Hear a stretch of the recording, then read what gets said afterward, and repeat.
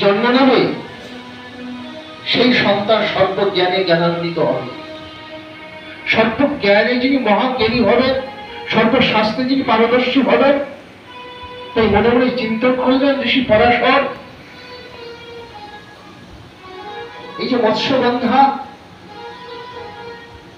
কুমারী কোন পুরুষকে স্পর্শ করেনি,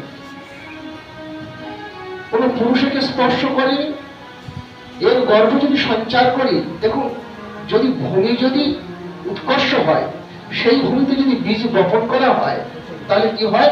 উত্তম উত্তম রূপে ফল প্রদান করে। তাই দেখছেন এই কুমারী কোন পুরুষকে স্পর্শ করেনি। একে যদি আমি গর্ভ সঞ্চার করতে পারি, তাহলে জগতের জীবেরা এর গর্ভে যে সন্তান উৎপাদন হবে, জন্ম নেবে, সর্বজ্ঞানে বেদ শাস্ত্রে পুরাণে যিনি পারদর্শী, জগতের জীব তাতে কল্যাণ হবে, জগতের জীবের কল্যাণ হবে। তাই কি করলেন? ঋষি স্পর্শ করলেন। খুব মন দিয়ে শুনবেন, ঋষি স্পর্শ করলেন। আচ্ছা, আমাদের প্রশ্ন জানতে পারে, কারণ স্পর্শ করলে কি সন্তান সম্ভব হয়? আমরা জগতে কি জানি? এই জনজাগতিক জীবনে আমরা জানি যে পিতা মাতার মিলনে, নারী পুরুষের মিলনে তবে কি হয়? গর্ভ সঞ্চার হয়।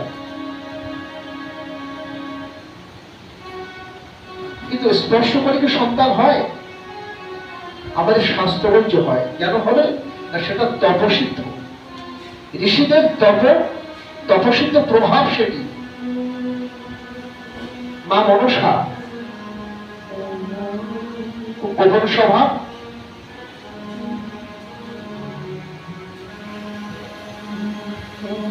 জানুকাগুলির সঙ্গে বিবাহ হলো। তাকে সন্ধ্যা সমাগত, সূর্য অস্ত যাচ্ছে, মা মনসার কোলে মাথা দিয়ে ঘুমিয়ে পড়েছেন জানুকাগুলি। মা মনসা মনে মনে ভাবছে, হায় হায়, সন্ধ্যা চলে যাচ্ছে, এই তো ব্রহ্মচারী ছিলেন, দীর্ঘালম্ব ঋষি ব্রহ্মচারী, সন্ধ্যা চলে যাচ্ছে, তিনি সন্তান করবেন না। তাই স্বামীকে কি বললেন? প্রতি ধর্মের সহায়তা করা হচ্ছে কি সহধর্মীর কাজ। স্বামীকে জাগিয়ে দিয়েছে। জানুকাগুলি বলছেন, তুমি কি করলে? আমার অকালী নিদ্রা ভঙ্গ করালে। প্রতি দেবতা, প্রভু দেখুন, সন্ধ্যা সমাগত,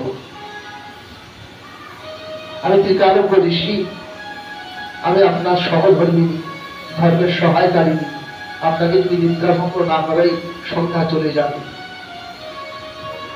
আপনার সন্ধ্যা আনলে হবে না। তখন জানুকাগুলি বলছে, দেখো মনসা, আমার যতক্ষণ নিদ্রা ভঙ্গ না হবে, আর আমি যতক্ষণ না সন্ধানী করতে পারবো, ততক্ষণ সন্ধ্যা ওখানে দাঁড়িয়ে থাকবে, সন্ধ্যা উদ্দীর্ণ হবে না। অভিশাপ দিবেন না, বললেন আমি তোমাকে পরিত্যাগ করলাম, আর আমি তোমাকে গ্রহণ করবো না। তখন প্রতিদেবতার চরণ ধরেছেন মা মনসা। মা মনসা চরণ ধরে বলছেন, আপনাকে বিবাহ করলাম, কিন্তু আমার নারীর জন্য সার্থকতা, আমার গর্ভে কোনো সন্তান এলো না। আপনি চলে যাচ্ছেন, কৃপা করে একটি সন্তান ভিক্ষা দিয়ে যান। জানুকা ঋষি কি করলো জানেন? মাতা মনসার উদয়ে তিনবার করাঘাত করে বললেন, জানুকারু জানুকারু জানুকারু। তাদের জন্ম হলো কার? আস্তিক ঋষির জন্ম হলো। তাহলে আমাদের জন্ম হতে পারে কেমন করে? যজ্ঞে যদি চরুপাক করা হয়, নৈবেদ্য, সেই চরু যদি কেউ আস্বাদন করে, তাহলে সন্তান জন্ম হয়। ঋষির মন্ত্রপ্রত ফল যদি কেউ খায়, তাহলে সন্তান হতে পারে। আবার ঋষি যদি স্পর্শ করে, তাতেও সন্তান হয়। তাই কি করবেন? পরাশর মুনি মৎস্যগন্ধাকে স্পর্শ করলেন। যেই স্পর্শ করলেন,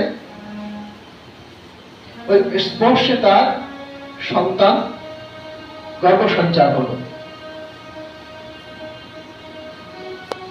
দ্বীপের মধ্যে জন্ম দিয়েছেন, কেননা কুমারী মেয়ে তো, এখন যেমন আছে তখনও সমাজে কুমারী মেয়ে যদি সন্তান জন্ম দেয় অপরাধ হয়ে যায়, সমাজ স্বীকার করে না। তাই নির্জন দ্বীপের মধ্যে পুত্রকে জন্ম দিয়েছেন, তাই নাম দিয়েছিল কি? দৈপায়ন। নাম দিয়েছিল দৈপায়ন। এই দৈপায়ন ঋষি 4টি বেদকে বিভাজন করলেন, তাই নাম হলো কৃষ্ণ দৈপায়ন ব্যাস। ব্যাস মানে বিভাজন, বেদকে বিভাজন করেছে। সত্যবতী নন্দন,